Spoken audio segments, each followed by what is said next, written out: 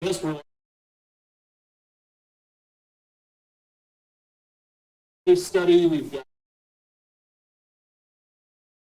scholarship to vision. We've got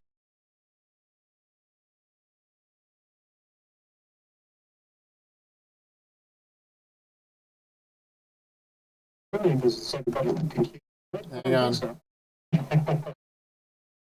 Tonight we're with us in Cuba. This is not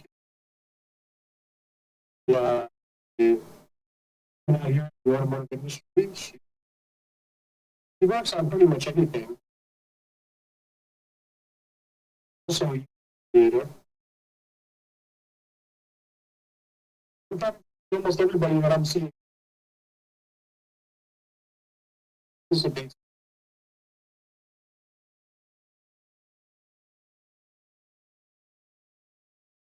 Oh.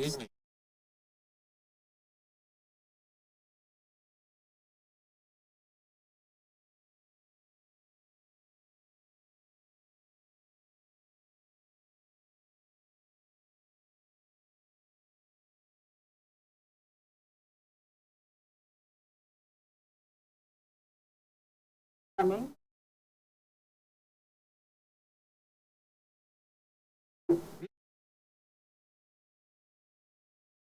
People are Oh, yeah. saying the sound is messed up.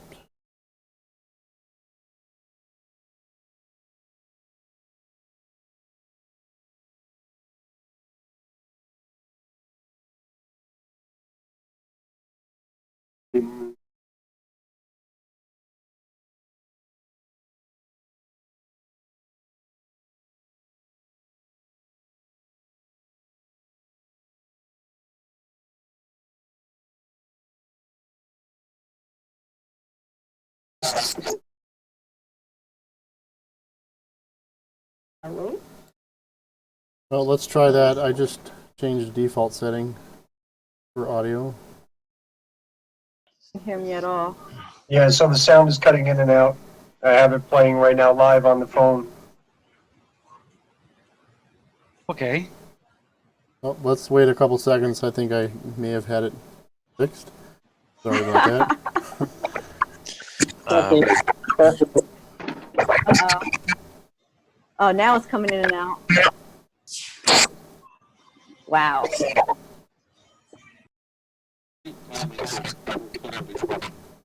Somebody's, oh wait, I know that. Someone has YouTube sound on the computer because I can hear YouTube on it.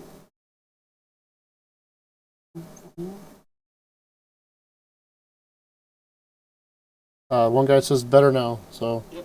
They're All saying right. audio's good now, so whatever you did. Okay. Fine. So, All right, go ahead. Sorry about Try that that. again. Start over. after being warmed up on a pitcher's mound. Who started? Was Perkins? From the beginning, no? Yeah, maybe we should if the audio was bad. Want to go for Again from the top. All right, I was just reading the stuff to make sure it seems like overwhelming. It looks like it's much better. All right. All right, so like I said, guys, we're going to kick this one off. We've got a special guest, which we kind of already Revealed? revealed. Yeah, we've got information about the, can't see anything. I'm seeing it on mine. You have to refresh. I see it on mine. We've got our guests, we've got information about the scholarship provision, we've got more information about giveaways, we have our shirts. We've got quite a bit of stuff to go over, guys, so we're going to try to scoot through this along. So we already introduced Kuba, so we're going to let her continue on with her story about how she got into the industry. How did I get in? Okay, Yeah. started when I was 5 or 6 on cassette and video recorders and VCRs. And from there on up, my father introduced me into vehicles and to electrical, the plumbing, and now I'm teaching him, basically. That's awesome. Apparently you're still cutting out. Okay. Brian's got good sound. Sounds great on mine.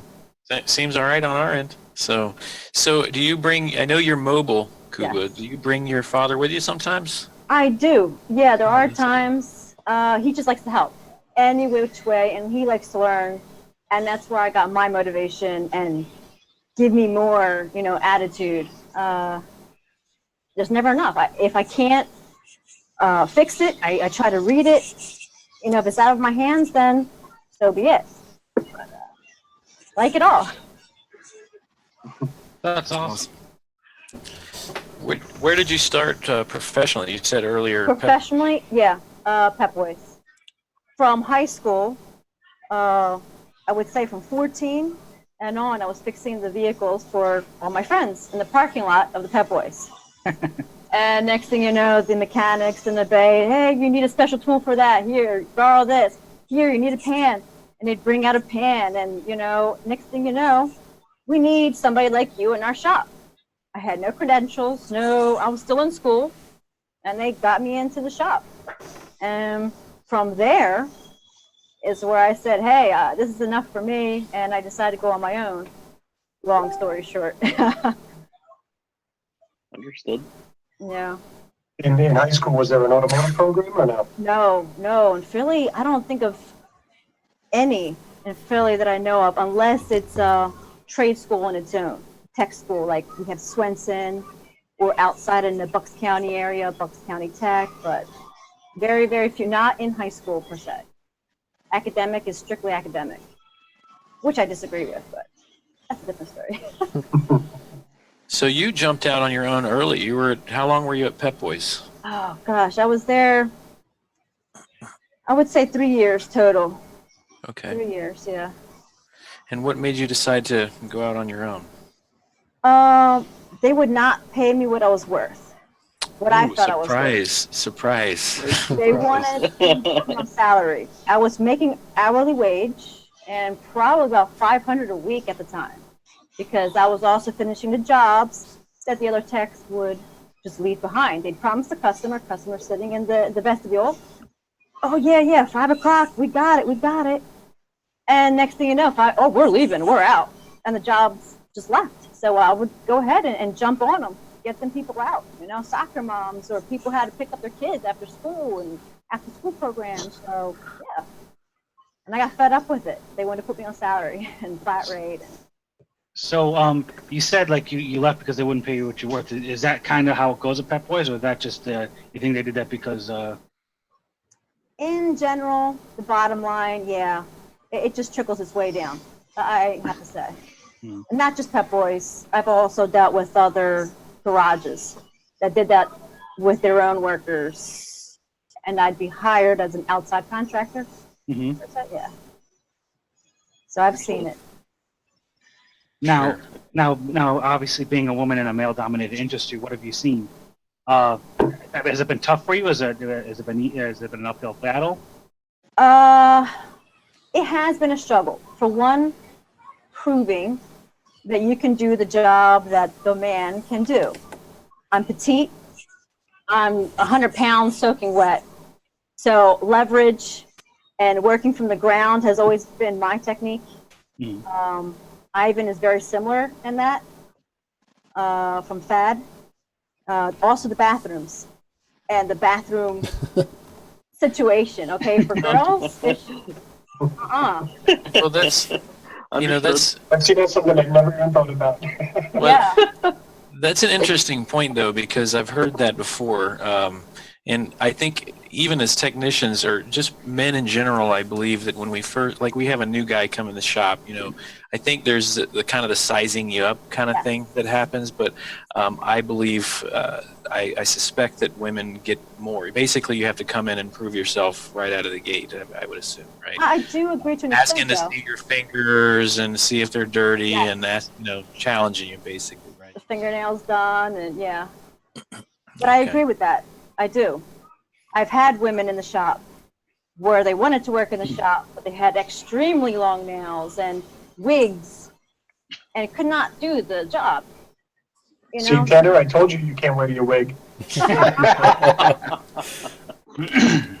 mean, it's commonplace. That's cool.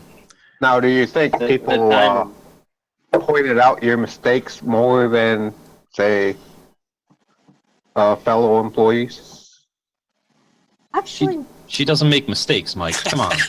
Well, if I had, What are you talking about, Mike? I did question people. I did question seniors, There were guys that didn't want to teach you anything and forget it, you learn. I don't got time for this, okay? But I had other guys which really turned me on to, the industry more, because they would give you, this, that, and kind of guide you. And it stuck with me. awesome. That's cool. Now, what was your driving force to make yourself better in the industry? Like, did you attend training? Did you just kind of learn by? No.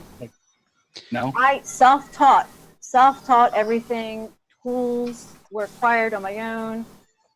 YouTube wasn't around at the time, so manuals, the big, thick, hand Oh, yeah. manuals. I still have many of those. You're not that old. Believe me, I love Nobody's as old as you, Rich. Way to open up a can of worms, Rich. Yeah, I realize. what made me? I don't know. Prove it, just to prove that I can do what those guys can do, and I couldn't afford the repairs on my vehicle. I wanted to learn, and I was finding out I was doing a better job than half the time when I was going to the shop and getting it serviced professionally. First time getting it right. Passion. Yeah. Well, I mean, I think that was the same story for me. I had crappy cars, out of the gate, and but I was intrigued with fixing cars before that. But I had no choice once I got my crappy cars, basically. So very Common cool. story. There was a question posed in the comments. It says, as a female, what about the clowning around in the shop? Did you deal with it and go along, or did you isolate? For the most part, I went along with it. And in fact, women who would come by offering the treats would come by to me more so than the guys in the shop. The donuts, or here's some coffee, and donuts. So you got first dibs on all the good stuff. I could not believe it. Yeah. That's messed up, man. Yeah. That's awesome. Can't be losing out on cookies. Note to Chris. self: hang out with a girl in the shop to get good food. Yeah. Good times. Yeah. Oh, How- long ago. How do you think we could get more women involved in the automotive repair industry? Well, I'd like to take a stab at that real quick, Kubo. I do want to hear how you respond, but you mentioned earlier the bathrooms. I mean, I think that's funny and all, but it's not. I mean, I think that we need to adapt a little bit, and even most management training will even tell you that. I think we need to have a fresh set of eyes when we look at our businesses, and see it from a customer's perspective as they walk through the very first time. And it's the same with the shop. I mean, the shop can be visible more often than not from your clients. So just, I think stuff like that. But also, I think most women don't even think it's an option. I think it's a matter of us making sure they understand that it is a viable career option for them. But I'd like to hear your response. No, I agree. I mean, it can be an option if you are serious about it. It's not for, like I mentioned, some other females that were in the Lincoln Tech School and had the Pep Boys job on the side, and they were not serious enough. They still had the long fingernails with the hair dangling, and that in itself is an issue because of safety.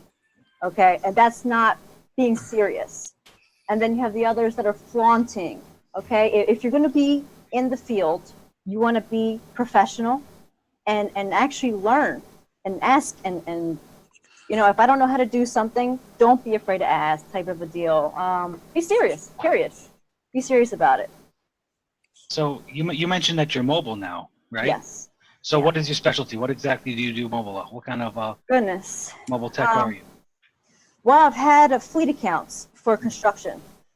So I was fixing their vehicles, their trucks, their vans.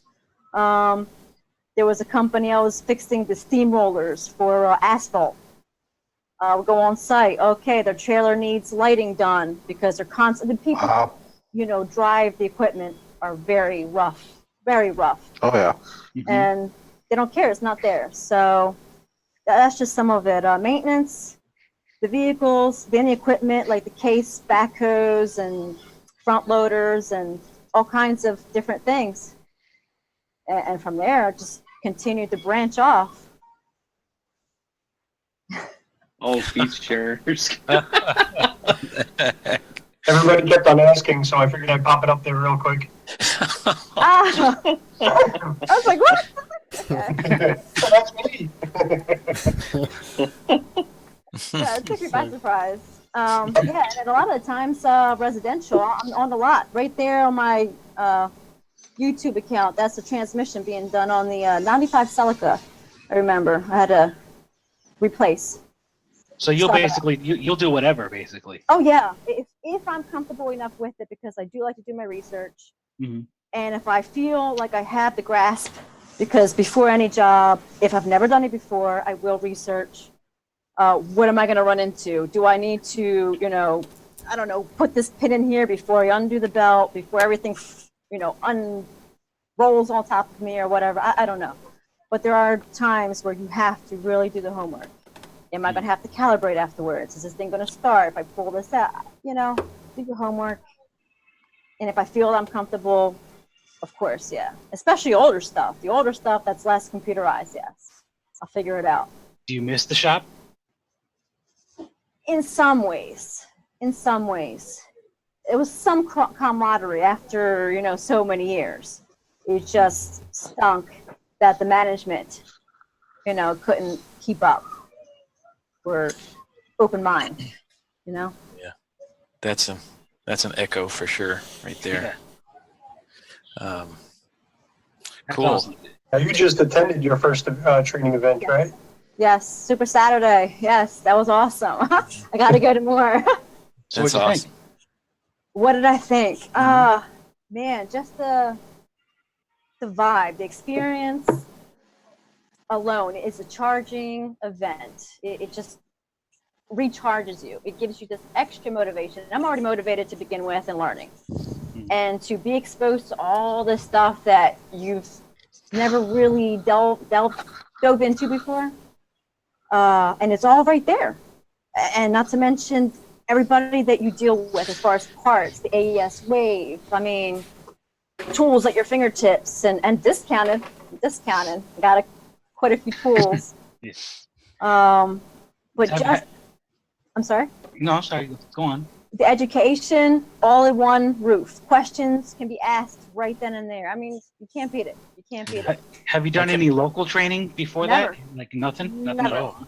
Very first. Cool. Oh, wow, you jumped right in. Yeah. Yeah. Any job Just- offers at that training? Just for everybody that's listening, this is Automotive Service Association of Pennsylvania. Once a year, it's been called the Super Saturday event. It happens mid-October. I happened to sit behind Kuba in Eric Ziegler's class, and it was fun. She was very engaged. She was asking a lot of questions. She was answering a lot of questions. It was pretty cool to witness. Cool. Thank you. She was on it. So you gonna do more? Oh, yes. Vision is coming up. I know. I'm really trying to make my way. Now, I'm having a couple hiccups, but I'm pretty sure I should be able to attend. Awesome. Well, funny Well- you should have mentioned that. Yeah, be sure you apply. Apply for what? Yeah, exactly. because Which brings us to Which brings us to the next point. Well, Brian, real- we're talking about a vision giveaway. But go on. What do we say, Brian? Real quick, I just want to say, if we're done here, I want to ask Kuba, if in your experience, if there were times where you felt like, we kind of touched on it, feeling like you had to be challenged more because it's just not it's not common for a woman to be in the shop. So when so having to be challenged, prove yourself probably more so than maybe a male counterpart would. But that's just one example. If there's any examples that you feel like that you could share with us and help the industry understand, what we should be. If there's any example of something that bothered you that you felt like that you could share with us that would help us to Goodness. I'm struggling with the words, but help us to be aware of what we're doing, because sometimes we're just not aware of how dumb we are, basically. Okay, this is my own personal findings. Now, obviously you guys are going to have this problem, but one of the situations you guys can collaborate and be able to put in a room, let's say the hotel room or whatever, and everybody can put dibs in and saving on costs just to go to these events, which is huge, because cost alone $100 at least a day to stay. And something like Vision, which is 5 days, man, that in itself is tough on me, okay? Because of all the guys, I can't, here, I'll chip in, I'll put, so much into it and sleep on the floor. A lot of the second or the other halves aren't going to look too fondly on this, which has been brought to my attention, and I didn't even think of that, Yeah. Well, what do you think about And I guess, like you said, you have everybody involved has to kind of consider their situation. But what do you think about like Airbnbs where you have your own private room and if the whole house is rented? You think like if you could you take advantage of those share accommodation I can expense see sharing? something like that, but again, is it cost effective? Because not every place is going to have those type of B&B type of. Yeah. Well, so for Vision, I was looking today actually because that's what we did in Pennsylvania, by the way. Yeah. A large group of us did that. But Oh, that's I was cool. looking today, and it looks like there's pretty decent options out there for that in Overland Park where the show is. So um, something to consider. I don't know, but cool. Awesome. Yeah. All right. So So there's- go I on. know you want to leave out of that there, but let's just answer one more question there. As a female, do you feel customers trust you more? And I'm assuming females do trust you more. No, not always. Not always. I've had both. I had guys who trusted me more, but I also had the wives. Oh, I can't have this person working on your car because most of the time it's on site. And even though they're there, it's awkward for the wife, I suppose. I don't know. But I've had, some instances where that occurred. But then once I'm there enough and they see that I'm there to work, and that's where being professional comes into play and being, totally focused on the job at hand instead of, hey, and flirting and, chit-chatting. Let's get the job done. Let me hear the background on the vehicle or whatever. Strictly car related. And then I've had females who thought, hey, no, it's only a guy's job. Guy can only do that. You can't do that. I've had both. I was going to say, probably because of a lot of customers are trained that way. The vast majority is men in shops, so it's just, It's what they're used to. yes, exactly. Yeah. Well, that's interesting. I didn't really expect to hear that, but that's cool. Thank you for sharing. So about this Vision thing, About this Vision thing. Eyebrows. Is that me? Yeah, Brian, you're up. All right. Well, if you hadn't noticed on our Train by Text Facebook page or in the groups today, Look at me, Brian. I want to see your eyes. Look at me. we are giving away a Vision trip. To enter the Look trip, at your camera. to enter the trip, you have to go on the website, and there'll be a main link on the main page, which will direct you to a much more detailed page, and on that page will be all the instructions required to enter to win, and it includes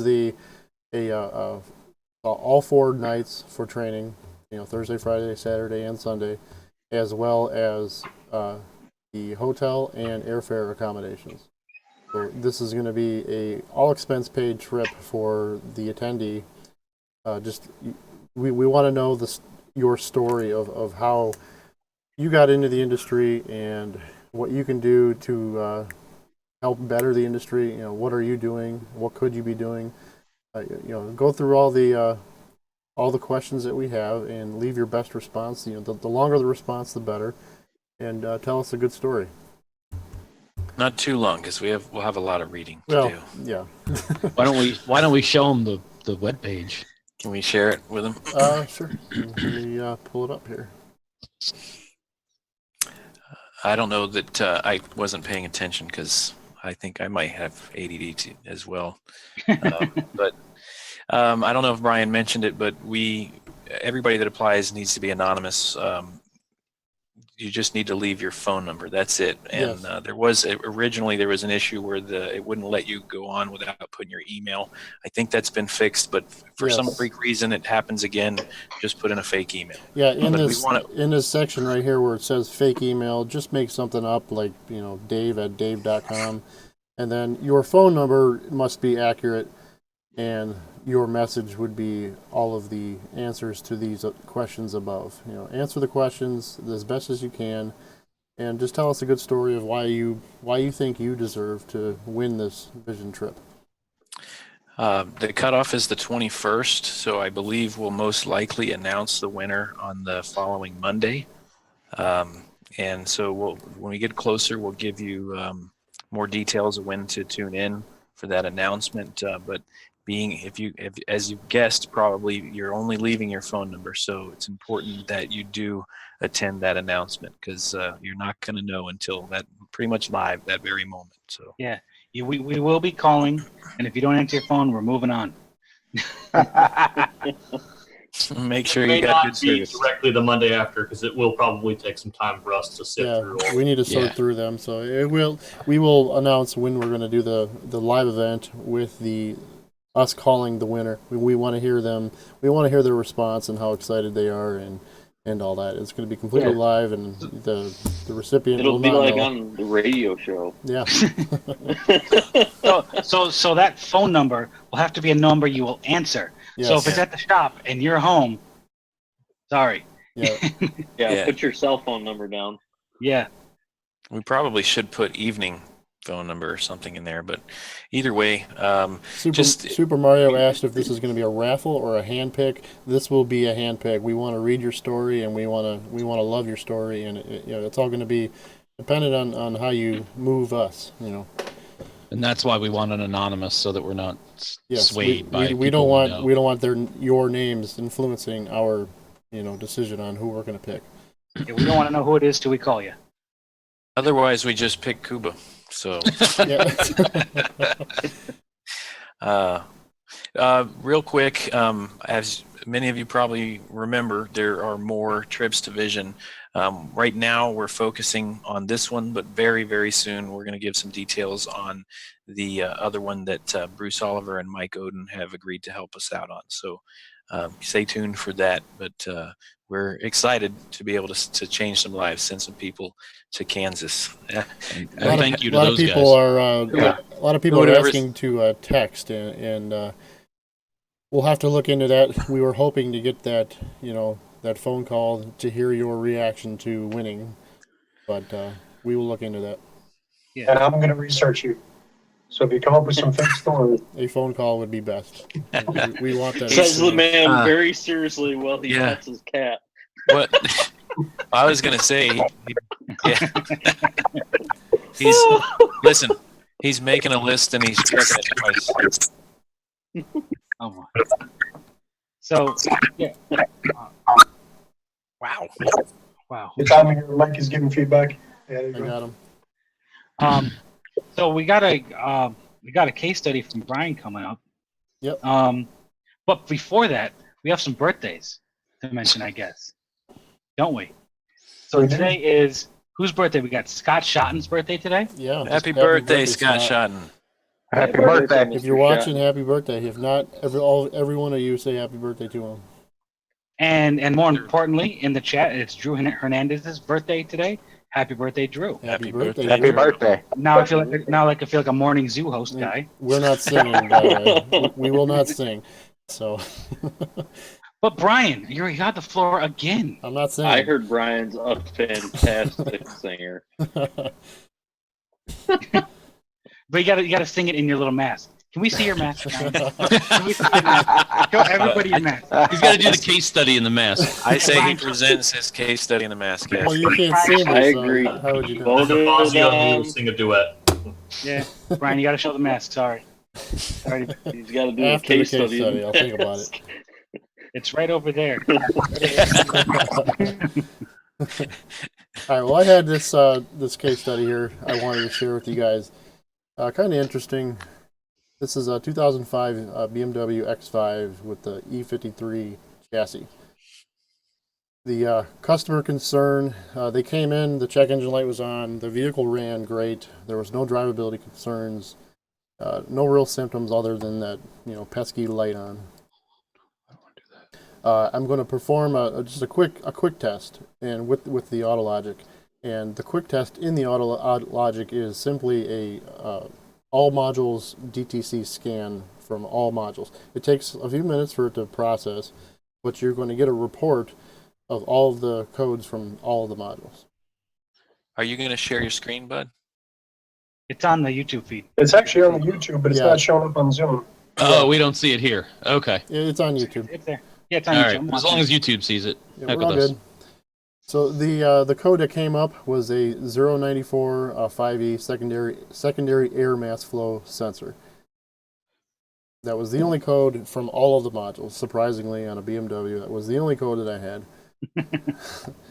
And It's like a we're going to unicorn. ask you, what is a secondary mass airflow sensor? It's a backup for the regular mass airflow. Yeah, I mean, sensor. is that part of the drivability of the engine? Does anybody know? So I'm going to do some homework on this. I haven't seen that code before myself. So we're going to start off by looking in the service information to figure out what that DTC means. This is kind of hard to read, maybe for you guys on YouTube if you're watching on a phone or something, but it does say in here, secondary air system, air mass flow sensor only. And it says that the air mass flow sensor is either disconnected or the signal is stuck. It gives some specifics on the setting criteria. The engine must be less than 4,500 RPM, and the mass airflow reading must be less than 400 milligrams per stroke. Here's a brief description of the secondary air system that is also found in service information. It basically explains what the air system is and its purpose. The purpose is basically to decrease the amount of time it takes for the catalytic converter to warm up, and they do that by blowing air down the airstream or air down the exhaust stream, as well as enriching the exhaust mixture at the same time. And the part that I highlighted here is the part that I found interesting, which says the air volume blown into the secondary air system is measured by the means of a secondary hot film air mass sensor. I haven't seen that before personally, so they're saying that there is a mass airflow sensor that is built into the secondary air system. That mass airflow is right here. There's an inlet filter right here, as well as this small sensor, and then that leads to the inlet pipe to the secondary air pump, which is down below. This mass airflow is a simple 3-wire circuit, pretty simple mass air. It's not an involved one that you see on most late model cars. So I'm going to activate this secondary air pump with the Autologic, and just to see what happens. Let's see if it turns on. You're gonna in the DME, you'll under component activations. I'm going to click right here. You're going to get another screen which has fuel injectors, and I eventually click on miscellaneous, which brings up a larger list of components that you can actuate. And down here at the left, you'll have the secondary air pump relay. I click that. If you can hear that, the air pump does turn on, and it seems to be functional. It seems to be blowing air. She's a noisy. You can hear it? Oh yeah, I can hear it. All right. So the air pump turns on. It sounds healthy. This proves, at least at this time, that the circuit that controls the air pump is fully functional, and that the air pump is more than likely attempting to push air. According to service info, we know the vehicle measures the air via that mass airflow. So let's see what that mass airflow is reporting when the pump is actuated. I pulled up a wiring diagram, and I wanted to identify which of the 3 wires going to that mass airflow was the actual signal returned. And I'm going to sample that signal from the mass airflow while commanding the secondary air pump on. I want to see if that mass airflow changes. So here's a quick diagram of how I'm connected. I have my Verus Edge connected with one channel on the signal wire, and then that lead, of course, or the scope, of course, is grounded. And here is a video of me doing that. So once this loads, I'm going to click activate again, and I'm going to walk over to the scope, and you can see, kind of blurry, but you can see the scope. I have it set on graphing multimeter, and I did that on purpose so I can view lots of time on the screen. And you can see obviously that there is no change from when that mass airflow, or from when the pump was turned on and when the pump was turned off. There's no change at all. The mass airflow is literally stuck at 0 volts. No change at all. Almost looks like it's disconnected, just like the code says. Okay, so going back here, there's no change in voltage to the mass airflow. There are, again, 3 basic circuits. There's a battery voltage, ground, and a signal return.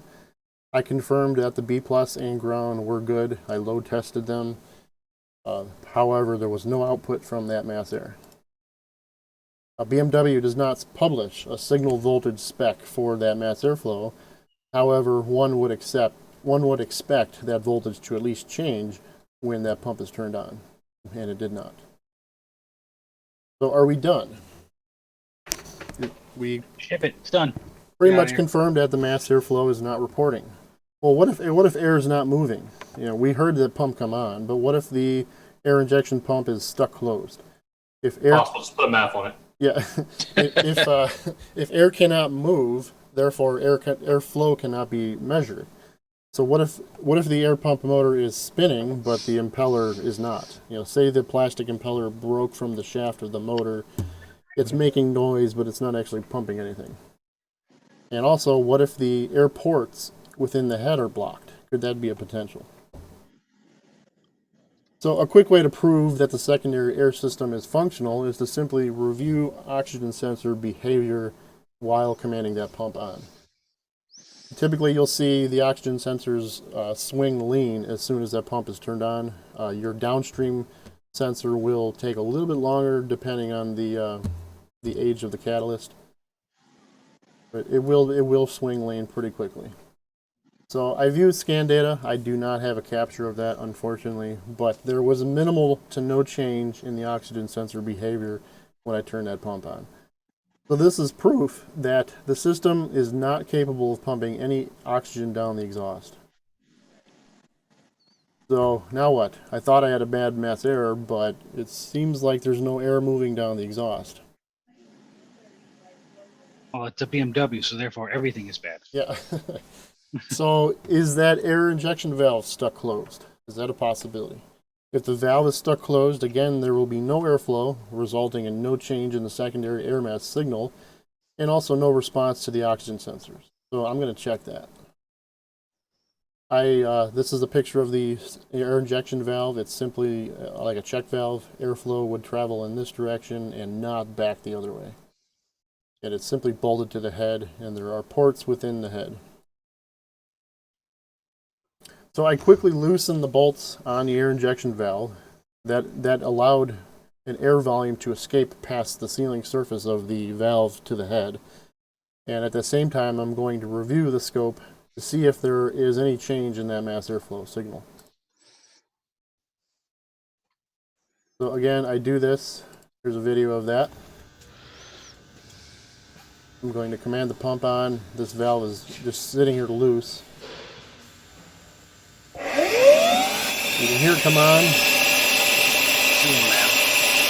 Sounds pretty loud, probably for you guys. And that's me wiggling around so you can hear the difference between, just to prove that airflow is flowing through it. Okay, so we have proven that airflow is coming out of that valve. So that proves that air is truly moving through the system. There are no restrictions in the air inlet filter. The air pump is functional, it's pumping air, and the air injection valve is capable of opening under the air pump's pressure. So while reviewing that scope with the air pump running, I did not have any change on that on the mass airflow as well. So me confirming that it can move oxygen, move airflow through it, the mass airflow still did not respond. Hey, Brian. Yes. Did I miss this? Was there a scan data PID for that secondary mass airflow? I had it. I was reviewing it. I unfortunately didn't have a picture of it. I wish I did, but I don't. But yeah, So there is a PID, and I did not capture it. I'm sorry. Slacker. So we proved that the mass airflow is bad. We proved that we proved that airflow is possible through everything up to the head. But I still don't see a response to my oxygen sensors. They're not reporting a change when that pump is running. Could there be a restriction in the head?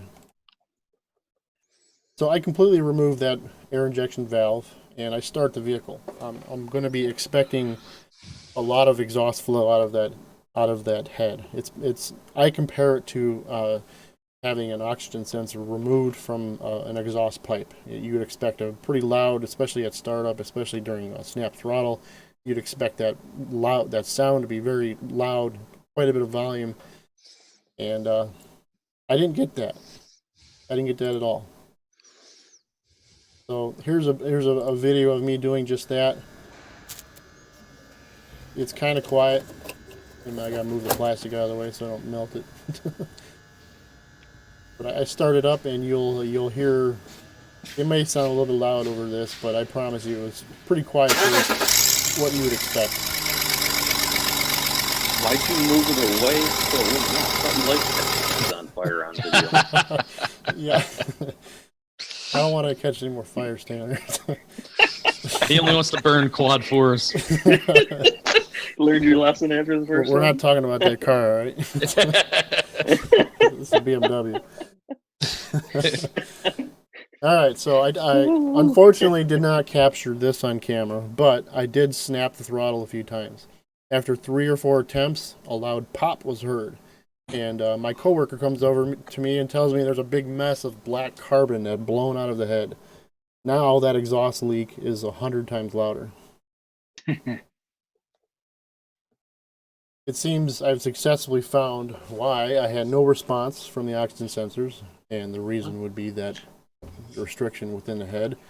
Don't you love when you accidentally fix cars? Yeah. It's really awesome. And at the same time, the restriction has been eliminated. All that black junk came out of the head, and now the thing is breathing properly. So I put that air injection valve back on, I run the air pump, and now my oxygen sensors are reporting lean.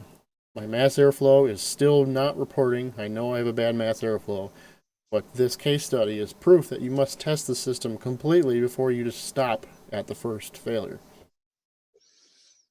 So I get done. The customer's called. We explained that what we had found. We explained the restriction. We also explained that the mass airflow is not reporting, and it has the proper inputs to it. So we commanded the mass airflow on. All is well. The car is fixed after replacing the mass airflow. We charged a little bit of additional time to clean out the head a little bit as best as I could. I did snap throttle a few times, and we actually performed an air system cleaning on it to help additional cleaning, from that point forward. So after all that, the car's fixed. Everything's great. Success. Yes. So this is just proof that even if you find that first failure, let's be a little bit more dynamic in the way we test cars. And you may find more than one problem with the car. You don't stop at your first failure. Try to prove yourself twice. Find more than one ways to make sure that the system is fully functional. So it sounds like maybe you got burnt once or twice, and that's why it made you keep on going? Yeah, absolutely. This is from experience. Sometimes you get done with a job, or you get done with a diagnosis, and you think you got it. You put that part on, and you get done, and it's a little better. Well, customers don't like a little better. I can't talk. Customers do not like a little better. They want the car fixed. They want that light off. All they know is when they leave, that light came back on, and the car's still fixed. And as far as they're concerned, the same problem is still there. So it's, again, important to be complete. Absolutely. The one that haunts me the most is one of my underdiagnoses I did. I had a misfire on a 4.6 North Star, and fuel trim said, "Hey, I got a vacuum leak," and I hit it with some propane, and sure enough, on cylinder 7, right where I had the misfire on misfire counters, as soon as I put the propane on it, fuel trims changed. I'm looking at both fuel trims and raw O2 data changed. I was like, oh, it's got a huge intake leak. Let's put an intake gasket on this thing. Got a replacement boot also that goes between throttle body and intake, and put it on there, and lo and behold, still misfiring because it also had a bad coil. And it had to be, the whole coil pack had to be changed because it was the old style that had to come to the new style. So it was an underdiagnosis that bit me because I just was like, oh, it's intake leak. There we go. We're done. Didn't continue my checks. And I think because I'll never forget that thing, I always just see if I can bypass. I mean, even if I could just bypass the concern to check it or continue on to make sure there's no other issues. So Awesome. Hey, Brian, I want to ask you a question. Can I share my screen real quick? Sure can. Okay. This can be dangerous. Are you challenging The me? reason being is we did happen to mention. What are you doing? What are you doing? I would like to show everybody. All right, I'll explain this for you guys. I may have posted the link to it so that everybody could see it. Before you could Everybody just play. watch. Everybody just watch. Hold Wait, on. let Brian walk us through this case study. Okay, hold on, Brian. Here. Let me rewind it. Wait, make it full Let screen. me- Make it full screen. Let me explain this before you hit play here. This Okay. is a All quad right. So 4. what are we doing? This will be a quickie here. Quad 4, I had an injector driver on the PCM that was stuck on. The injector was just simply spraying fuel all the time with the key on. So I tested the vehicle. I didn't have to pull the fuel rail, but I tested the vehicle and I went to talk to the customer, and they were confused why a stuck on injector is a problem. They didn't understand that it needs to pulse, and I could not, for whatever reason, I could not get them to understand why the. So you showed them a video of their So car. I decided to make Hold on. Let's not ruin it. Keep on going, Brian. So I decided to make an informal video here of how the system should work, and you should see the injector spray, and one is just simply stuck on. All right. However, roll video. Wait. Wait, hold on. However, we forgot what? I forgot one thing, and I'll get to that in a minute here. Okay, all right. Here, hold on. Here we go. Rolling video. All right, so you're going to see the key turn on. You'll see the injector that's stuck on right there. And pull. And then I crank it for some reason. And there's a little bit of fire. What you can't see is Ryan scuttling across the floor as fast as he can to get a bucket of water. Wait, I was just going to ask Brian. He's scuttling right now. I want to know, Brian. Hold on, Here's instant the replay. Hold on, instant replay. Here, hold on. Here we go. 1, 2, 3. So was it just me, or did I see the engine move like you went too far to a crank position? It was the camera probably wiggling. Yeah, he cranked it.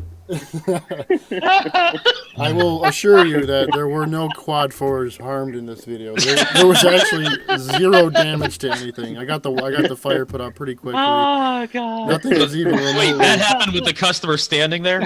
No, actually, I was by myself when I filmed this. Wow. I came in early to do the recording, and I want to know, Brian. That was funny. Brian, I want to know, was this your reaction? what? Or I moved and The got second- the bucket of water. the and second, like the second one would have been me, but I'm pretty sure you would have been like, I don't show emotions. Oh man, much. that video I'm doesn't sorry. get old. I'm just Oh, glad that when I did that years ago on a Chevy pickup, nobody caught it on video. Yeah.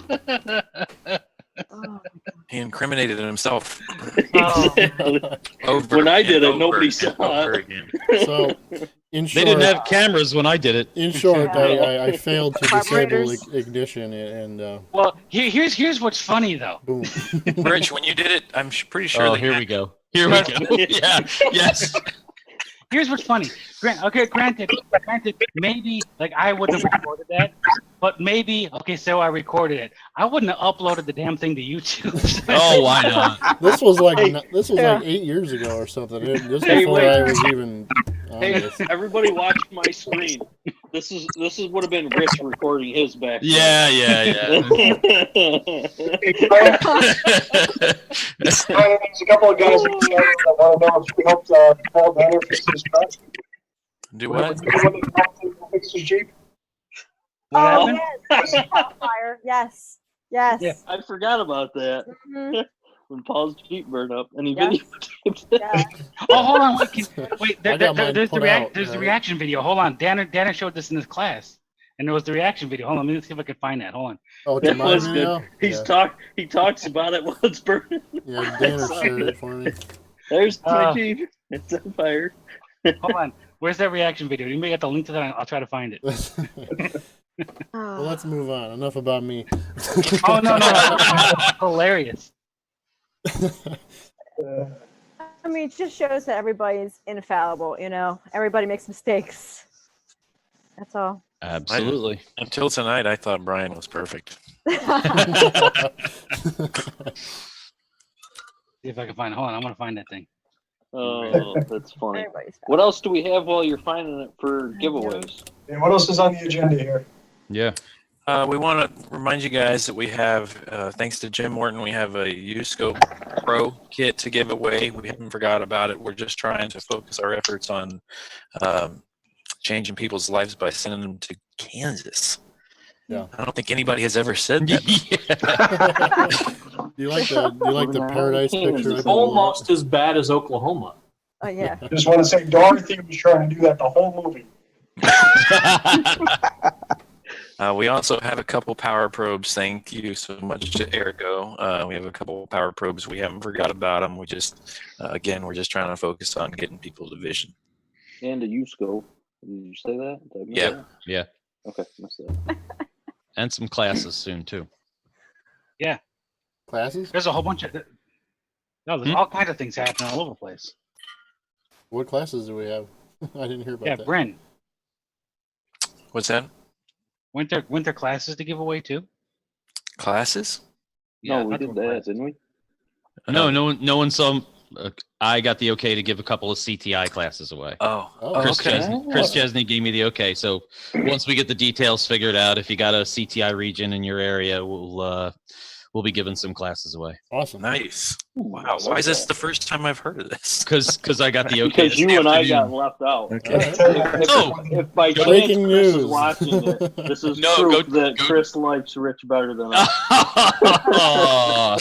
Go check your messages. It's there. Look at tear.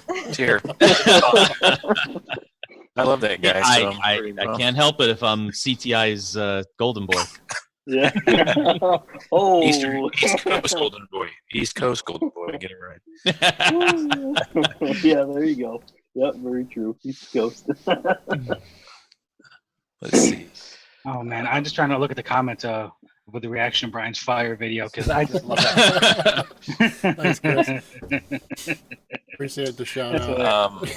Real quick, I do want to mention between now and March, there is an event in Colorado. They call it the Summit. It's ASA Colorado puts this on. Judy Haglin and Brad Pellman are part of the folks that are putting this on, and I'm knowing them. I'm sure they kill it. So it's technically a 2-day thing. I believe Friday, January 25th, if I'm not mistaken. That's like a management type event, and then January 26th, Saturday, is all day training with an expo and some pretty. Sounds like there's an after party that sounds pretty fun. So again, ASA Colorado, the summit, January 25th and 26th. Hopefully I'm getting the dates right, but if I'm not, no big deal, guys. You just go to trainedbytext.com, hit training event, and scroll down just a little bit because it's not in chronological order, but it's there. So check it out. I believe they mentioned Top Golf. Top Golf, I think it's on the Friday, the management like get together or something like that. I'm not Yes, really but sure. Molesky's been banned. Are you good Hey, at Top we're Golf? not gonna have AK-49 iron. Oh man. So do we have? I think we have some questions, or somebody wants to ask some questions. Yeah, Michael said he does. Waiting on it. They Mike. were asking, they want our new shirts to have pockets on them. Well, we do have a nice, a sweet shirt that somebody's got a bunch in his garage and refuses to send them out. You know what? You know why we can't have pockets on it? Because everybody in this group is too much of a ball buster, and somebody's pocket would get ripped. You know it. Or caught on fire. Fire is awesome, right? Yeah, I think Corey from SNA asked about putting like member or something on them, and Member or support. Paul, the Yeah. member in red right there. Yeah, I'm. The Keith, you only catch the one of thing? us that has a nice shirt is Keith because he's refusing to give them away to the rest of us. I'm sitting on them. He's got a box full of It's shirts. my Hoarding insurance that I make it all the way to Kansas. He's hoarding them. If you look around his garage, he's got a lot of other things that he's hoarding Well, as he's well. he's Shirts well are he's just one he's of- wearing ours. And they all make and- noise. Hang He's on, we wearing- have a question. Yeah, Michael's question is, what would cause O2 upstreams to not switch to fuel rich during a first gear wind out? To fuel. Not switch That- to rich. If you're in a wide open situation, your O2 should be pegging rich, and if you're not, there's some type of fuel delivery problem, most likely. It's a really good fuel delivery test. Yeah. As long as you're monitoring your loop status as well. Thank That's what I was you. gonna say. As long Yeah. as it's Good question.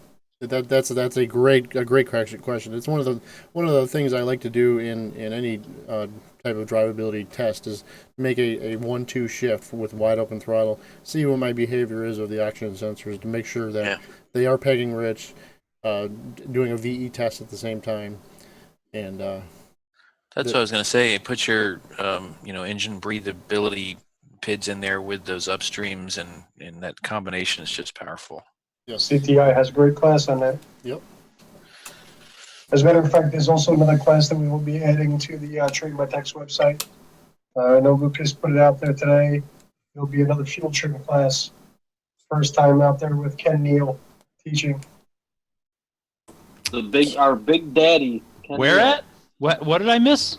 Ken Neal is teaching a class in Boone. Class in some part of North Carolina.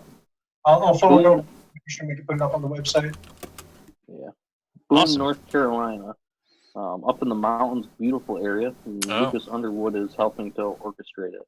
Oh, maybe cool. Awesome. maybe we can encourage Ken to invite us out to Boone, because I heard Boone's beautiful. Yeah, it's Yeah. nice up there. If anybody goes and you see Ken, the one teaching it, call him Dad. Tell him that you heard to call him that from all of us. Oh, good luck getting regions. For those of you that don't know, Ken is the one that puts up with all of us at CTI and is the manager for all of us and has been helping to train myself and Bryn and just does an outstanding job for all of us. So we pick on him about being the father of CTI now, and that we're all his children that he has to deal with. Chris had a question. What is the Yeah. best quick test diag that you've done with the U-scope, as opposed to Well, hold on, hooking up a hold on. Pico instead? First of all, call him Chris RoboCop. All right, fine. No, it's just- And he likes GoPros. But No, I like GoPros. I thought, never mind. What was his question? what is the What is best? the best? Go ahead. What is the best quick test / diag you have done with a U scope, as opposed to hooking up a Pico? I use it for a lot of tests. The two tests I use it the most is I will do a relative compression with it quite often. Even though I can't grab a sync, I mean, all I care is it mechanically sound? And then a battery starting charging system test. Because if I just throw it on the battery and do my crank and I look and see, oh wow, it's pulling down to 5 volts, it's spending 300 milliseconds under 10 volts, modules are shutting off. I mean, it gives me so much information. Those are two tests I do on, depending upon the type of fault I have, those two tests almost always get done. And I do it with the U-scope because it's fast. Now, Keith, the father, you just picked one up. Yep. You're using that thing quite heavily. What's your favorite new test to do that with that thing? Using it actually with a lot in combination with a lot of bidirectional tests. Simple enough. I go out there and I'm commanding a solenoid on. Am I actually getting a ground signal to it? Maybe the solenoid doesn't click, real quick. I have something in my pocket that I can just pin right in and check. So it makes it a lot easier. You keep that thing in the pocket of your door, ready to go. I keep it in my pocket of my jacket actually. Nice. I do use too. mine I a literally lot. keep it in my pocket. I use mine a lot for communication and also AC ripple on alternators. I also, be honest, I use mine a lot for just about anything that I would be using a multimeter for. For the mere fact that it's half the size or a quarter of the size of a multimeter. So if I'm under the dash and just checking powers and grounds and stuff, a lot of times I'm using the U-scope for that. Yeah, it's the size of a phone. Yeah, I put mine in a little, one of the cases that comes from turn it Harbor on. Freight, so that everything, basically I can just carry in this little case with me and everything's there for it. For Yeah, anybody it's that so- doesn't know where to get it, AES Wave sells it. You can find it on their website. Yeah. That's Anybody got one? I'll go I got get mine mine right now here. in my case. Mine stays in my this case. little zip up bag. Hang on. I would show you guys my case, but Oliver fell asleep. I fixed an 07 Avalanche on Saturday. Rich, With you got interior can issue. With the U-scope and the There we go. Keith Perkins. Do you remember the name of the splice I used? I don't. It's the one I did in the class 2 video. I think it's they Scott gave it a name Schottens. finally. Yeah, Scott Scott Schottens made it and designed it for AES Wave, and they call it something the U something. Man, those things paid themselves off 3 times. It was amazing. Made my job so much easier. That's why I did the video with it, because once they count those 2 tools, I know they seem so specialized at the time, but they're not. I use them for all kinds of stuff. I mean, it's got a 4mm on it to add to any banana plug you've got for either using the DVOM or the U-scope or a Pico, and then it's got 8 to 10 spade leads to use for anything. I got the U-scope kit pulled up on AES Wave here. U-isolate. I think it's the U-isolate. And it's $399.com. Pretty much, very affordable for a scope. Rich, you on there? Yeah. Yeah, you got to talk when you show your thing. I think. I know it's that kind of video. Oh! After dark. PG-13, please. So that is the U-scope for anybody who hasn't seen it, and That's the master kit. Yes. Oh, there we go. Yeah. Oh, you beat me to him. I just got him out of the car. I could hear you guys talking while I was rummaging through the car to get the thing. I throw this in my laptop bag. It goes everywhere with me. It's a lot easier to carry around than the Pico, and they use it for everything. Not to discredit the Pico, it's an awesome tool, but this is Nothing wrong with the Pico, but I travel all over Yes. the country, so it's not the easiest thing for me to take on a plane or throw in a suitcase, and this thing is. So There, it's awesome. here for anybody. I don't know if my screen will show or not, the little box you but have. that's how I Like have mine using a set up. Gucci case too. Yeah. That's a great Yeah. little case. Little case, and amp clamp in it. The Pearson probes, and then the backpin probes for AES. Sorry, and the then piercing the probes two, belong in the pocket. Yes.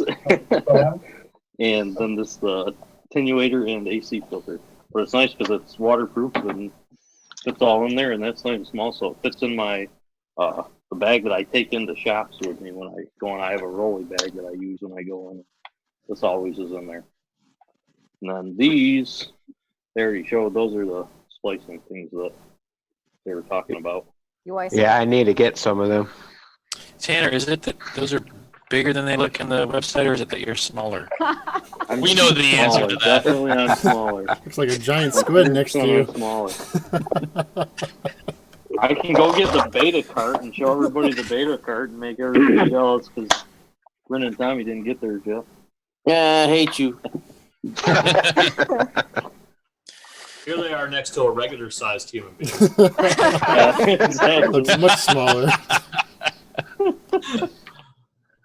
Hey, Cuba, why are you asking questions in the comments? You could just ask us.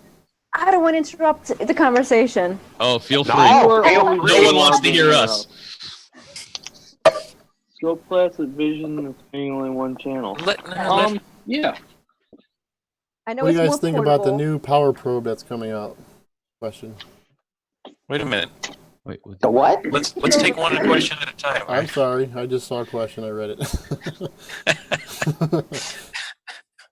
trigger So would the happy. U-scope be good enough for the scope class of vision? Yes, any scope is good enough for a scope class. Okay. Which Any scope is better than which no scope scope. class is it at Vision? I'm The trying to. hands-on training, right? I think. Yeah, I think there's a Matt couple of them. Fanslow Not Brandon's. There was another and one. Matt Fanslow and I believe Scott Mann. Manna are doing like a live car thing, Live which car, I think yes. is Yes, similar that's the setup one. as. Are they? last year's. But their live car, they're actually going to be doing some scoping on that car. I'm not sure they're asking attendees to bring scopes. From what I read on the Vision site, you know, for each heading of what's being taught, they needed a scope to be brought. So I Okay. didn't know if one channel was going to be good enough. So, Hmm. Oh, we got a tough Uh-oh. question. One channel should be fine. Okay. Yeah, anything else that they have, that they should have other scopes set up. I don't think that they're going to expect the people to have to pack them in a suitcase and bring them out there. Yeah, I didn't see anything. I didn't see anything about bringing a scope. and practicing the scope you're going to use. Yeah. Now, I had various. Bernie Thompson and G have like a electrical hands-on class. I mean, is Sold that the out. one? Sold out. Yeah. And that Okay. wouldn't be the one now. The description on the website does say, sorry, the description on the website does say multi-trace scopes. Thank you. Which class is it, Keith? Which? That is the live car with Yeah. Scott Manna and Matt Fanslow. Oh, I didn't realize they were asking. I didn't realize that either. I signed up for it. So somebody in the questions asked, which is better, the U scope or the E? I mean, not the Pico or the E scope. Anybody want to take? That's what I said. You're asking a very. That's Wow. You're asking a bunch of Picoscope users. They're different tools. Yes. Uh, Two different. um, Portability, but then you have picture on the Pico. And do a lot more tests, multi-channel. well, he's Well, talking. no, He's talking about the E-scope from ATS. Oh, E-scope. The E scope. The Well- scope. To me, I think the Pico is a better scope, more user friendly. But I have not used the E-scope, so. But from what I've been told, is the Pico is more user friendly than the E-scope. I think as far as I've used both, and the interface is easy. It's more. I agree. It's more user friendly Yeah. than Pico. Yeah, I've used it too. The E scope is it's great when it works. I find the interface to be glitchy. It's a lot of stuff that I don't think I need, but I find the Pico scope just the whole interface, it just seems to be sexy. It just seems to it looks right, and Well, yeah, I like the way it is. now Go on. I want to ask a question. Now, does the E-scope have the help section like the Pico does? Help section. What do you mean? It's got like a Form. if you've got a question in Pico, it helps you out. But eScope does have it, but it's written in Bernie language, so you've got to have a PhD to read it. Okay. No, the E-scope, they're two different tools. They need to be used differently. I can say that there's so much, the screen is valuable real estate. And Your mic is dying. oh, crap. Yeah. The screen is a valuable real estate. So much of the screen is taken up by like some of the buttons Menus. and options and menus. I've seen that. But- I agree. The real value, I think, with the eScope is there's the software really kind of walks you through a lot of engine mechanical tests with pressure transducers and stuff. There's a lot of, and then the eMisfire software for, there's a lot of software in there that kind of helps, especially individuals that aren't that are just starting with pressure transducer and stuff. That's my take. I wish Brandon was here. He could certainly elaborate more, probably. Yeah, Brandon That's would what I was probably gonna have say. a different opinion. Yeah. If anybody has questions on the eScope, direct them to Brandon Steckler. He's the one in our group that uses the eScope regularly, so he would be the best to answer. And Chris, Call him right now. We'll put his phone number up. Chris, We Chris, could totally call him right now and make him answer his phone. Do it live. What's the fun in that when we have everybody watching do it for us? Chris Robocop said the best scope is the one that you're going to use regularly. Yeah, that I was going to say that. Absolutely Yeah. agree with true. that. Very true. The one that you feel most comfortable with. I mean, obviously we can't have them all, but if you've tried a few, whatever one that you feel most comfortable with and going to use is the best. I still use my I don't old even. Modus all the time. Love it. I'm still using an original Vantage occasionally because it works and it's quick and it's easy. And Mario has a scope I've never even seen before, and it looks pretty cool. MixSig or something. MixSig, Yeah. yeah. It's supposed to be pretty. Pretty decent, pretty nice specs on it. But what I would say, if you're anything like me, you're not utilizing, all of your tool.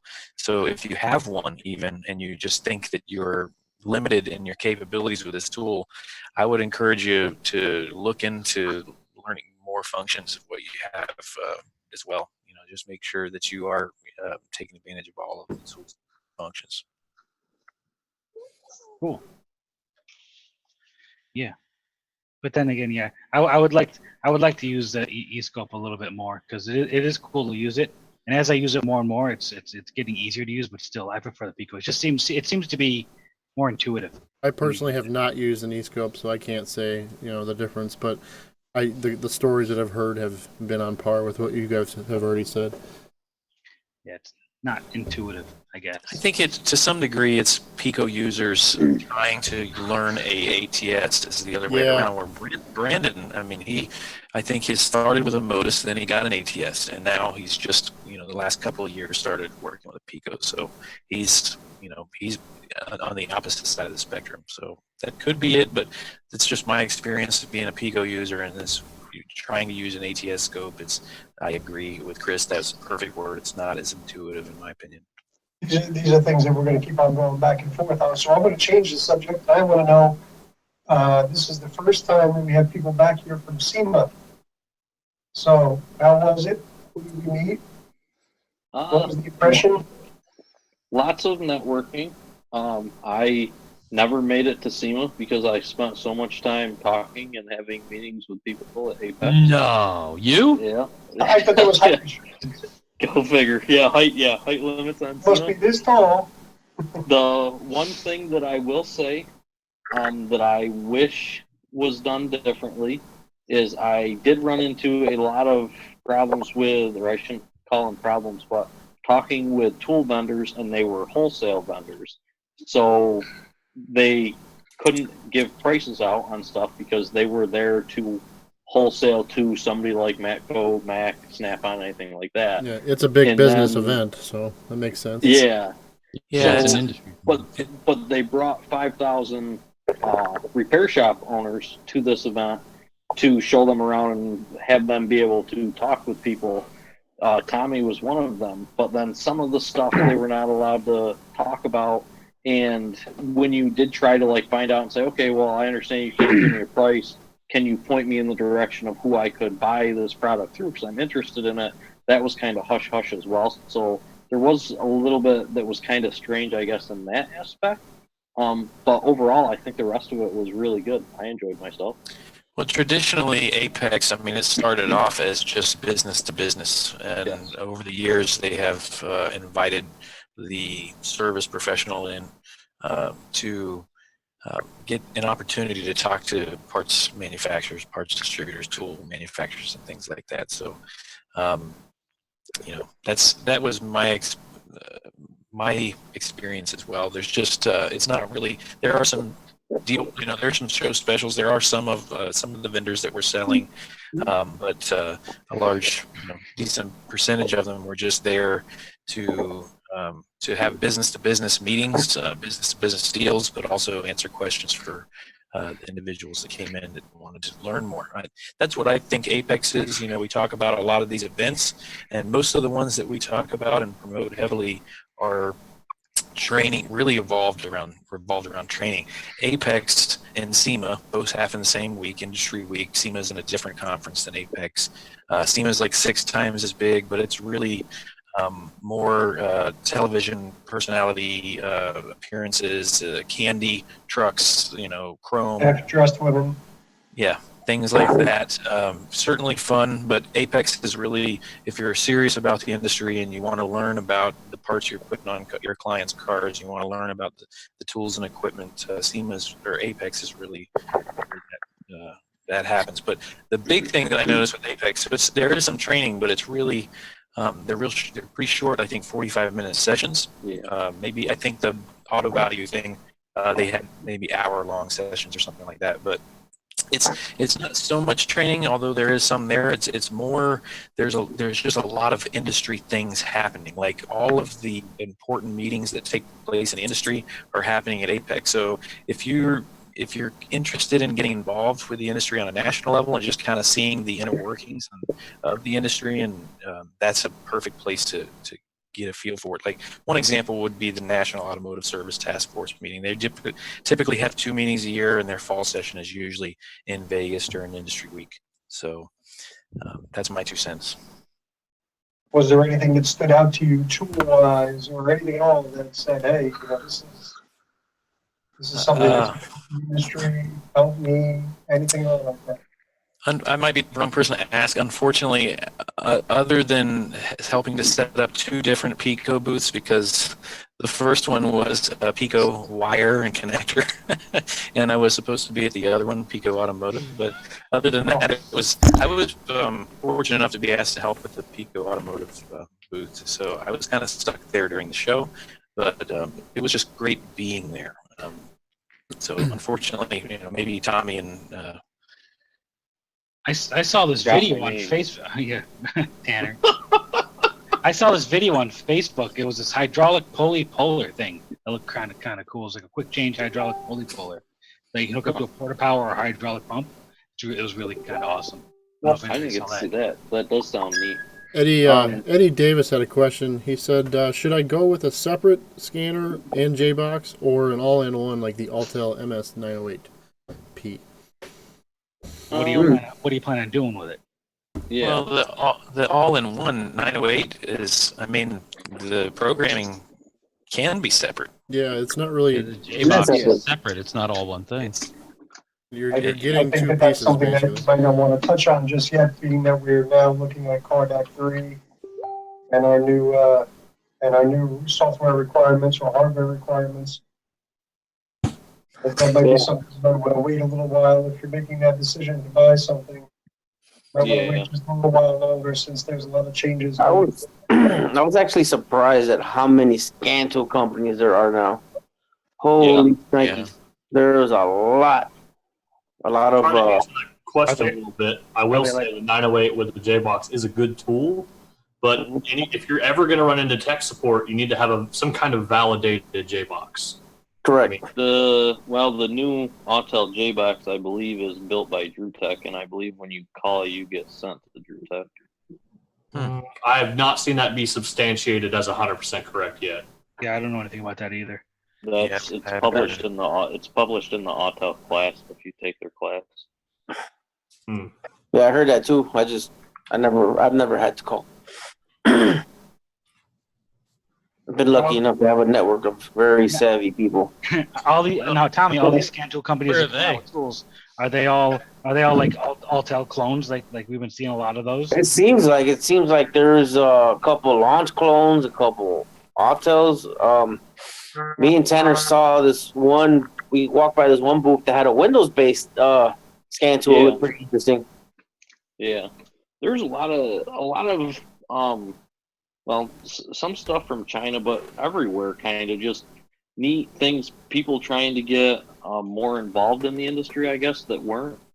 The Windows-based thing we stopped and looked at interested me because I have a need when I'm writing material to be able to play my data capture back when I do a case study and all the Android-based stuff. I have no way to play that back during class unless I basically make a video, screen record the tool, and it's kind of clunky to do that. So I did find some other alternatives while I was there as well. I'm going to look at demoing the MAL scan tool and possibly the Auto Ingenuity one since they're both Windows-based as well.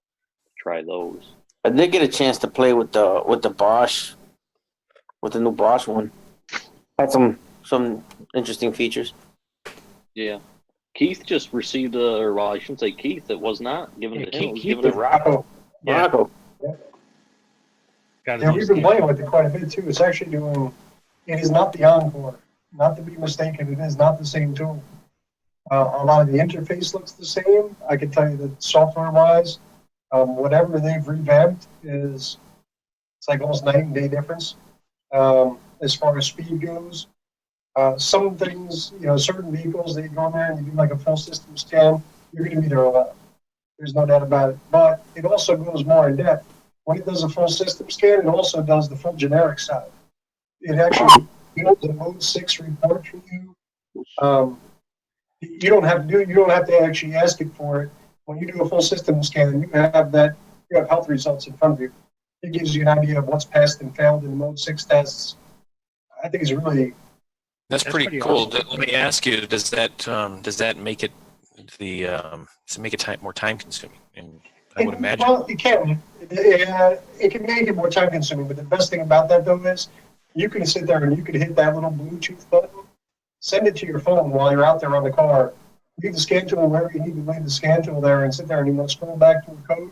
Let's say you don't have your service information in front of you, and you're going to go run back over to you're going to go back over to wherever your laptop is, your PC is in the shop, and you want to have all that information with you. You have it all right there on your phone, tablet. You can even send it. It does the you can do e-print because it's Android based, so it makes it a lot more user friendly than the other tool. Now, those you say like some modules or some vehicles it takes a little bit longer. Are those vehicles that really any other scan tool it would take longer? Yeah,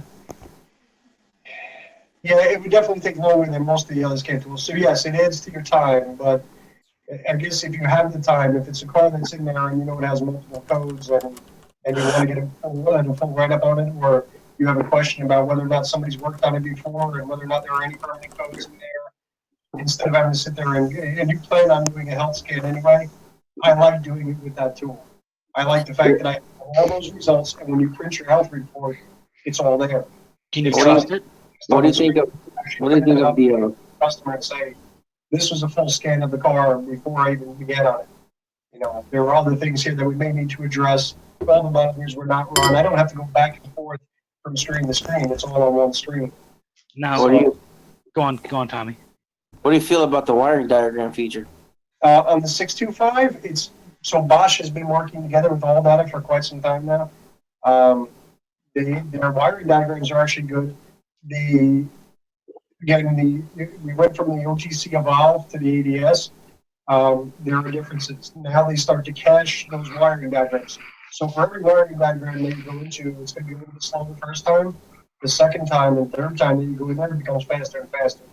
So there's a curve to it. According to the Bosch guy, it's not even All Data. It's the company that makes them for All Data or something like that. I don't know. Yeah, it's actually Bosch. Bosch actually owns one of the companies out there. It's Spring Valley. Valley something, yeah. Yeah, they own the company Bosch, and they determine what goes in those diagrams. Now, do you find like you can trust the tool? Like when you're looking at PID list, and you get a screwy data PID, and you don't know if you trust it to lie. By itself. Okay, so I don't care what more than the other one. Whether it be my launch, my hotel, OEM tool. Prime example, I just had an OEM tool that was lying to me the other day. It was sitting there giving me a PID for a power modem, and it was incorrect. On the GM tool, it was incorrect. Yep, it never updated whatsoever. It was for the key in. The key in power actually was tied into the accessory voltage power on a GM. So they'll sit there, and when you first put the key in, as you do that, you'll actually watch your accessory voltage will jump up on the scan tool. It never moved. So I went out there and I tested, and everything was good going in at the BCM. And then I said, let me switch off and went over to a different scan tool. And I actually used the Bosch tool on there, and sure enough, it showed it properly. So why? I don't know. Something wrong in translation, but that's why you need an arsenal of tools anyway. We all know that. Have 4 or 5 scan tools at the ready to go. At least two. That's my rule. I hate not being able to trust scan data. I really hate it. So did we meet anybody, since this is a YouTube forum as well, did we meet anybody down at SEMA Apex? We did. We got to hang out with Eric, the car guy. Yep. We got to hang out with Spanky. Let's see. Some guy with Faye. Yeah, Charles. We got to Yeah, Charles hang was out with there. the humble mechanic, but I met him at what ASTE. did I meet him? ASTE is when I first met him. Yeah, me too. He's always a good person to hang out with. I really enjoy getting to hang out with. Definitely. It's a person very passionate about the industry. I Mm-hmm. agree. He only lives like an hour from me, so hopefully eventually he'll get to where he'll come hang out, but we'll see. And honestly, like both of you, if you stand on top of one another, you can make Yeah, a we full might size make one person. Yeah, agreed. You could wear a trench coat and sneak into rated R movies. No, we already have one trench coat wearing guy that comes to training events. We don't need two of us. It's Gary Smith, man. Don't be afraid to spell it. Gary Smith. Trench coat man. Gary's awesome, man. But yeah, the trench coat is interesting. Steve we asked also if- got to meet. I'm trying to think. Faye Hadley. We got to meet her. I don't know if she's going to be watching our YouTube or not. But what would you say? Faye Hadley's on YouTube. She has her own channel. She's from Pistons and Pixie Dust. Okay. Yep. Good people. Nice. She was awesome as well. Steve asked if Tommy, you would feel you the same get way to meet about anyone? Autel, Keith. What's up? So Steve asked if Keith still feels the same way about Awfultel. It's still the same tool it was from a long time ago. That's it. I'm not here to badmouth tools. I like mine. That's the one I love dislike mine. I like mine too. The one thing I will say about Authel, we'll skip over the scan tool portion for a minute, but back That's to the another scope point. thing. You asked me about the Bosch. I'm sorry, not to cut in, but the Bosch. Where on an Autel, if it's a module that hasn't that it didn't speak to, it falls off the list. Bosch doesn't do that. Bosch actually leaves it there as not scanned. That's nice. Entire That's- list, I think is very helpful. Yeah. Yeah, that's a huge plus. I did notice that when I talked with Doc Watson, he was demoing it for me. He showed me that and said that it would do that, and that was a big plus for me. So, So will it pull up the vehicle order, Keith, and so it knows what modules should be there? No, So you got to figure out if Still something's gotta not know, scanned. you yeah. gotta figure it out, but at least you have a list in front of you, something that you can sit there and as you're scrolling through, you might say, hey. This should have an airbag. Okay. yeah, Okay, that's kind of cool. Tommy's texting. Alvin Sorry. Moore asked us, "What do we use for favorite aftermarket scan tool?" It's kind of funny. This whole group's kind of split up. Some guys are Autel guys, some guys are Launch guys, and some of the guys are Snap-on guys. So I have most and I use them all, so I don't have a preferred really. Depends on what I'm Yeah. doing. Yeah, Yeah, they all have their strong yeah. points. Personally, And weak if I'm spots. wanting to graph a lot of data, I'm gonna grab my Snap-on just because I like the way it graphs the data for you. Autel can't do what Snap-on does in that aspect. Yep. Now, see, and I'm on the opposite end. I don't like graphing on Snap-on because it auto ranges and then creates problems for I people. think you can. There's a setting where you can. Yeah, there's Change settings. That you could can be. change it. I don't use it enough to know the set. Well, I shouldn't say I don't use enough. I don't own a Snap-on other than a Vantage Pro.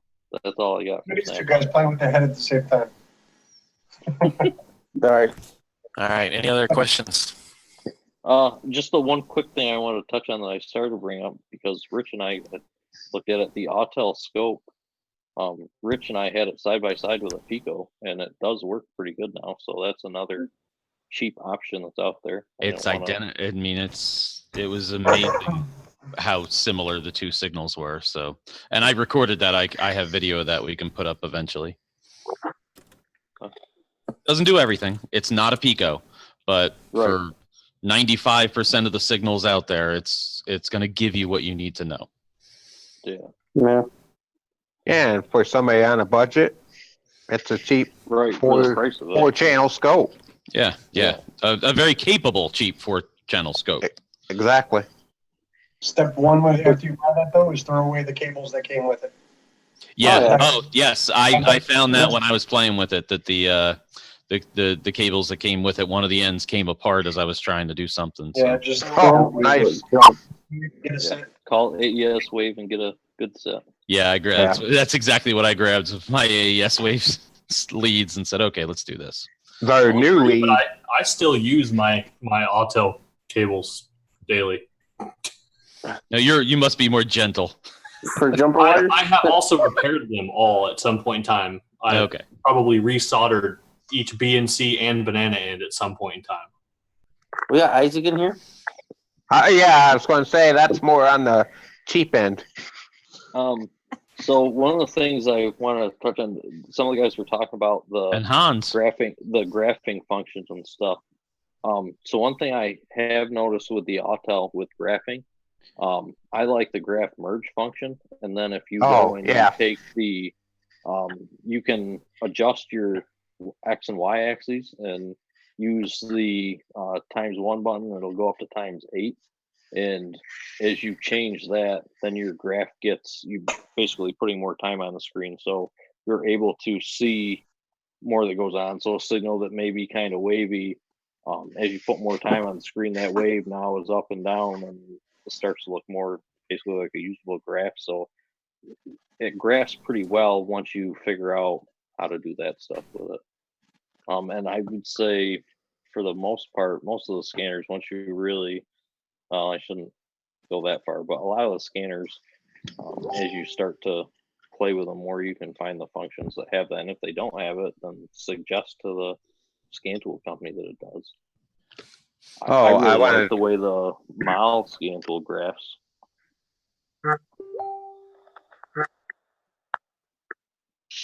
Cool. Do we have any more questions in there?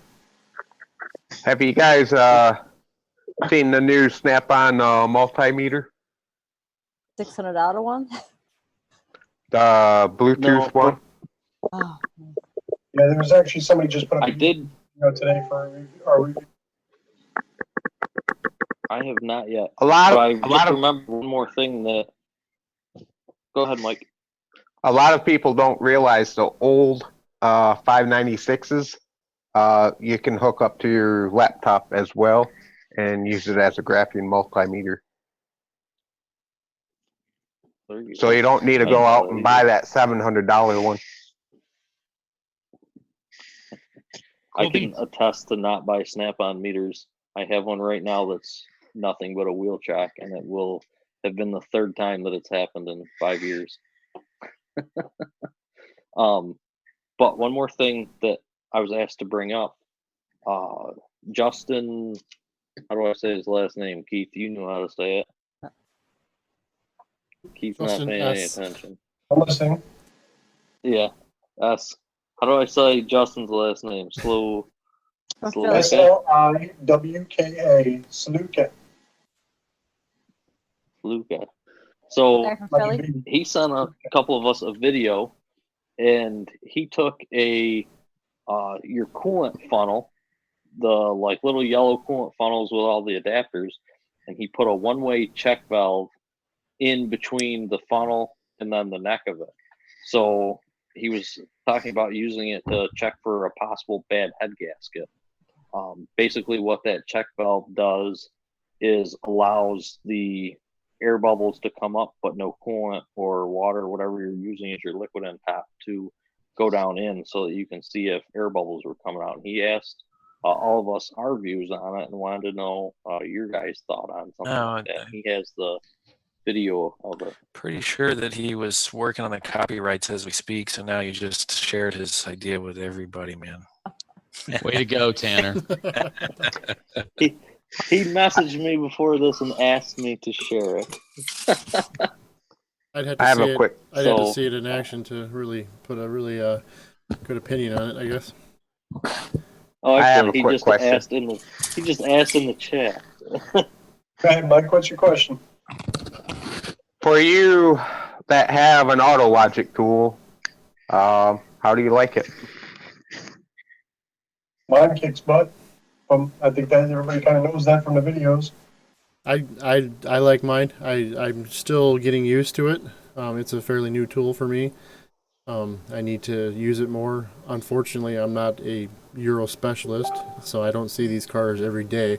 But when I do get it in there, so far it's handled pretty much anything that I can throw at it. So So that was what you used on your case study. How yeah, did you, yeah, that's what I used for that BMW case study, and it was awesome. Being able to, it was fairly pretty well laid out to be able to actuate the air pump and then view data and all that. So I was, and it does print out a really nice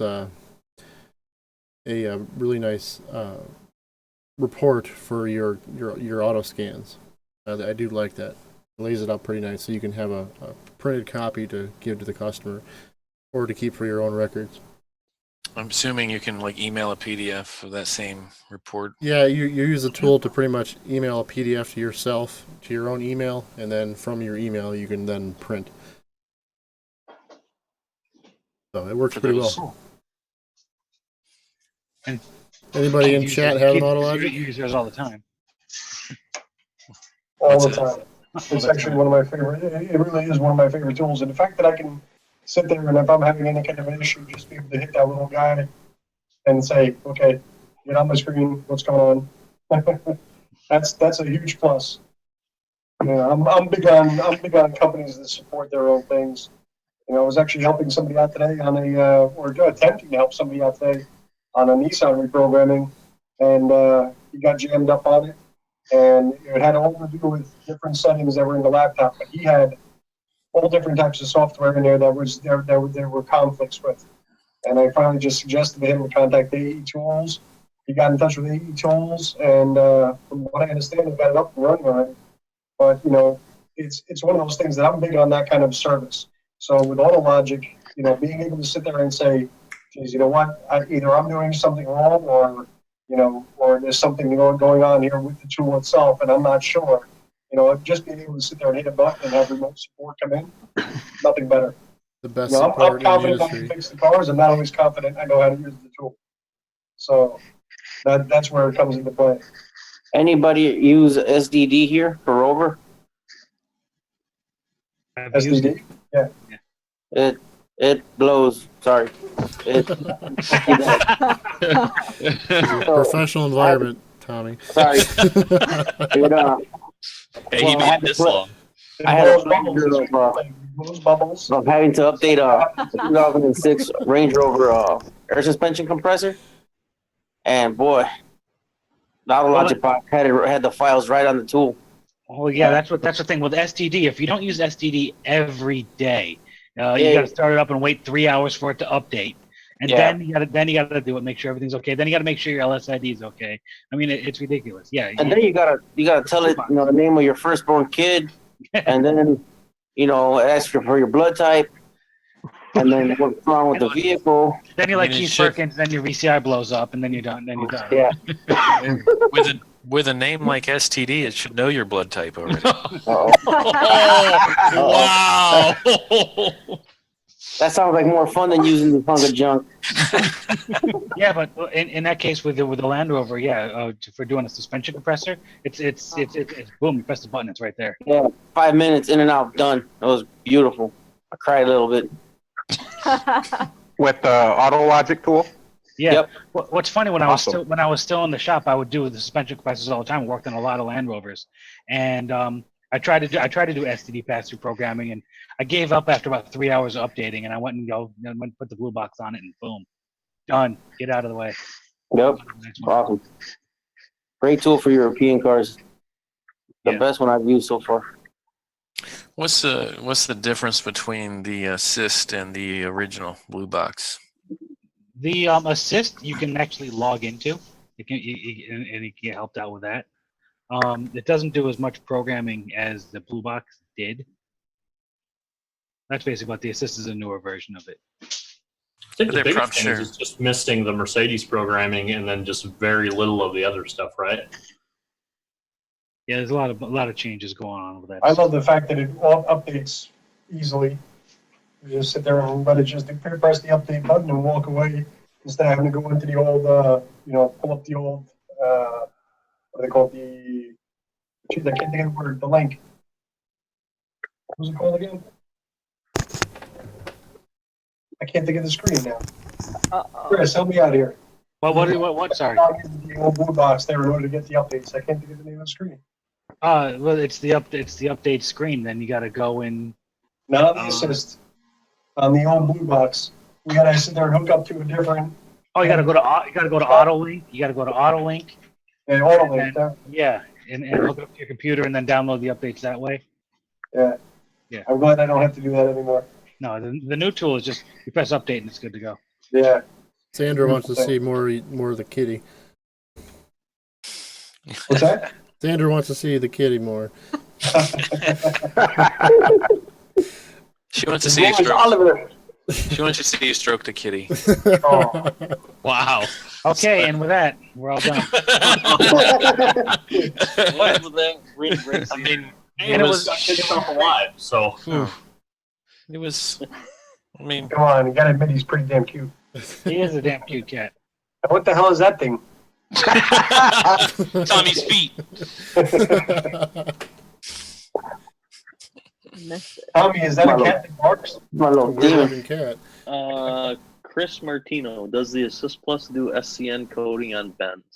Oh, good question, man. Honestly, I don't know. I don't work in the Mercedes side, so I have no idea. SCN is a subject that is a very touchy subject. Extremely. Things that can be done with SCN coding. If we stayed completely factory, there's a lot of things that we could not do with SCN coding. Like nothing. Yeah. So it all depends on who you're dealing with, when you're dealing with it. Autologic, there is no company that's going to tell you, yes, we can 100% fully SCN code something. Yeah, a lot of it is. What is SCN coding? Basically. No, honestly, it's getting really late, and I forget exactly what it stands for. But it's like online programming. So basically, you're telling Mercedes, "Hey, look, I need this to work for my car," and they're like, "Okay, well, here you go. Pay me $250." It's part of the TRP program, or Theft Relevant Product Program. Yep. It has a lot to do with it. Yeah, the only thing is that you use a cigarette lighter, and it's considered theft. Yeah, it's just software calibration number coding is all it is. It's just you're just telling a module what functions are available for X car that it's attached to. Yeah, you're telling it what the car The has environment in that it. it lives in. I got you. You can't be Configure it. asking me questions at 10:45 at night, man. It's only It's similar to GM's Really? process with wanting to go to global modules.